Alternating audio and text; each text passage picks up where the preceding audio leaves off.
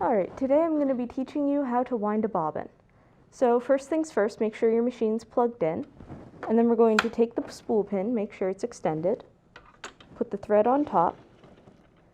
We'll be following the set of instructions with black circles around them up here, and so we're going to go around this disc.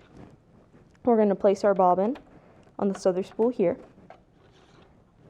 wind the thread around the bobbin a couple of times, push it to the side, and then press on your pressure foot, and if it doesn't work, wind the thread around the bobbin the other way.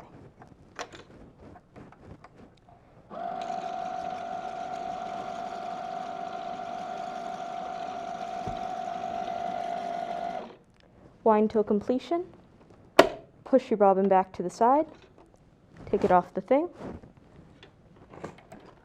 grab some scissors,